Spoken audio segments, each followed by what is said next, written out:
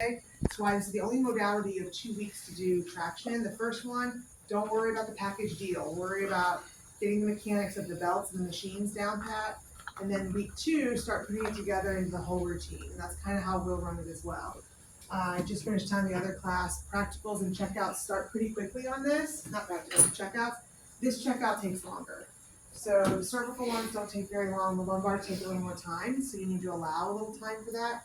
This machine has very simple belts, a little more complex machine, and off so we can start fresh. This machine has a little more complex belts, very simple machine. So it's kind of a trade-off on either one. The power button on this one is behind it here. Often it's on when you guys come in, but on a practical sometimes it's not, and I don't want to start panic buttons right away because you don't know where the power button is. So it's there on the back. Okay, so what I'll show you here is on the side here, there are, if you guys just follow along here, I'm just going straight down. There is a thing that says arms. And when you hit the arms button, you can move the arm position. So if they're prone, they can be a little more relaxed instead of in a high angle position. The next one says chest and arms.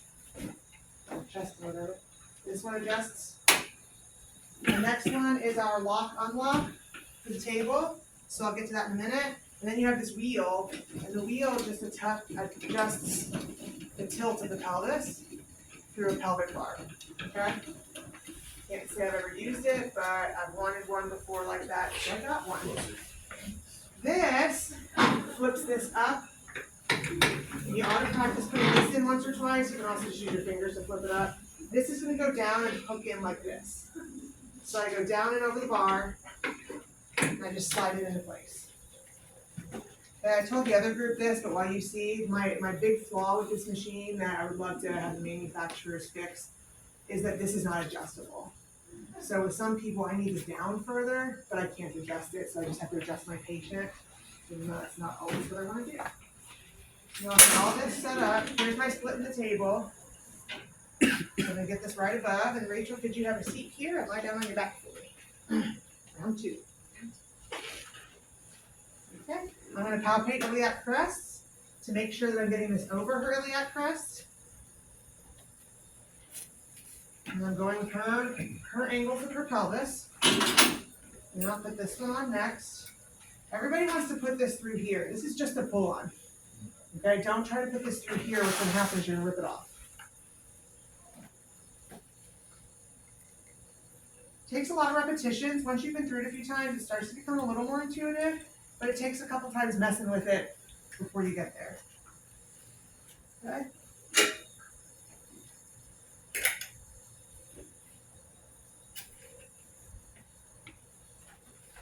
This does not need to come straight across, nor would it be comfortable going straight across. So I'm just going to go underneath breast tissue. I'm going to make it nice and snug, and we're all set. I'm going to go ahead and release the table so I don't forget to later. This one has a really strong spring, so sometimes it's a little tough. Now we're going to go over our machine, okay? On the machine, we don't use protocols. We never use protocols in this class. You need to know why protocols are set the way they are, so we just don't do them, all right? So I want to show you the rope release button. You see this here? It's locked in. Hit rope release, you have to hold it. If you push and let go, it just locks again. So push and hold, get it out. Hold the tension here while you release it back up so you don't snap it on your patient. Okay? It's not going to hurt them, but it's a little startling. And then we're going to go to lumbar traction, and we're going to go straight to edit. We will edit the machine in a reverse L pattern. Just go straight down and across. You don't have to do it that way. I just feel like it keeps it very systematic for you. First button says edit min and max levels. So on this machine, you set the maximum pull, but on the rest, it can go down part way.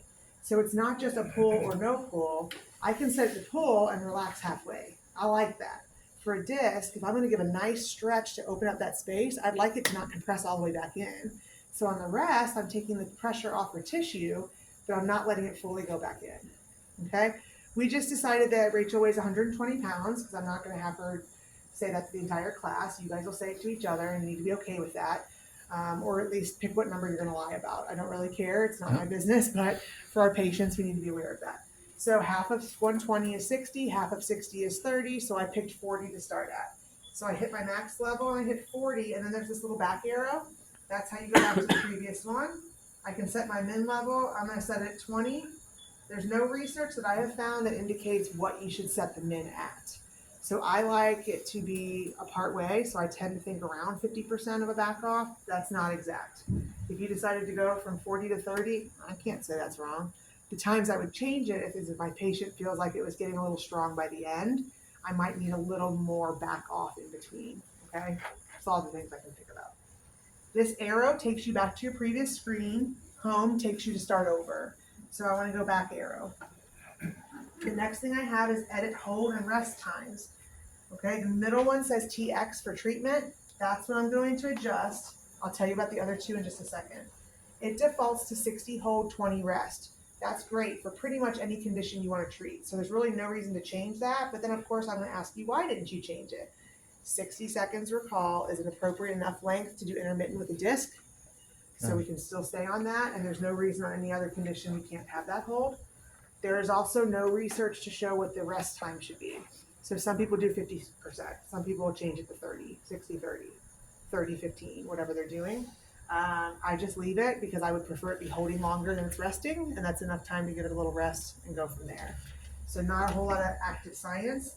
These two say progressive and regressive steps. Steps are like a ramp. Okay, so if I have 6 steps, which is what it defaults to, it's going to do 6 little pauses before it gets all the way up to her 40-pound pull. That's excessive. I've done 2 steps before where it'll go halfway and pause and then halfway, and it gives them a little time to get used to it. If this is their first time, if they're anxious, if they're pretty highly acute in pain, that kind of thing, we don't need 6. So I'm not even going to mess with it because I'm going to get rid of them in just a second. So I push the back arrow. The next one you see says pre-tension off. That's just the rope tension and how much tension sits in the rope. We don't need to mess with it. The next one says speed 30%. That's how fast the rope will pull. Last time I left it, I'm going to try to increase it this time. I don't want to do 100. That feels too fast. I'm going to do 50% this time. It pulls really slow. Okay? And now I have my treatment. This is my main treatment setup, and there's a little visual showing you what to do. So the very middle says TX, and it's listed as intermittent. And if I'm like, wait, I don't know what I want. Cycle, I don't even know what that is. Oh, static. Okay, static. Okay, I'm going to do intermittent. And I'm going to do my treatment time at 5 minutes for the first treatment. And now you have these steps where it says 6 steps. Excessive. And can you see at least on here how there's like a pyramid stair step? That's showing you 6 pauses on the way up. So I'm just going to take my steps down to 1. It's going to go straight in 1 full pull. Okay? I don't want any steps. I don't think I need any. I am all set now. So now I can give her, this is the button that will turn it off. If she doesn't like it, here's her bell. If there's questions or she has to go to the bathroom or something. The table's been unlocked, so I'm ready to go. So I'm going to go ahead and hit start. It even asks you, it prompts you, it says, starting traction, make sure table is unlocked and patient has their safety switch. So it tells you what to do. Look how slow that is. Very slow. Have you had a lot of patients where you finally get them strapped in, they're like, actually, I got these rest. Happens once or twice. I've gotten in the habit now of saying, we're going to do traction now, and you can go to the bathroom. So it's kind of like when you're going on a trip with kids. We're going to go on a trip. Got to go to the bathroom. We're going to get in the pool. Need to go to the bathroom first because that's the first thing also. They get in the pool and they're like, oh, I got to pee. And now they're all wet. All right, so I'm going to stop this. Can you go ahead and push the button again? When you push the button on this one, it just beeps like this constantly until somebody comes in and pushes it. And then it'll start to release the pressure.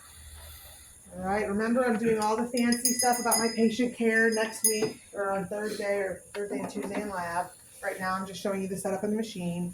But I do like coming in here now with all this is releasing tension. And I can start asking my patients questions like, how are you feeling? How did that do? Still pain in your leg? What are you experiencing? Okay, so you guys remember how my pet peeve was the leads in the other lab? This is my pet peeve here. But number 1, this is heavy and metal, and this is loose and flimsy. So if you just hit release, it's going to flip up.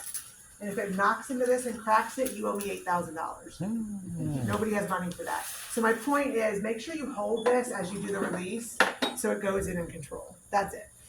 And then I'll unhook her, and I'm asking her all the questions. She's supposed to stay here for another couple minutes to rest. So it takes me just a minute to get all these off. And then once I've debriefed her, and reminded her about her flexion restrictions and what else she's going to be doing, she's probably fine to sit up. That probably takes a minute or two to do that final review. If you're having a tech take them off, because you work somewhere with techs can take them off.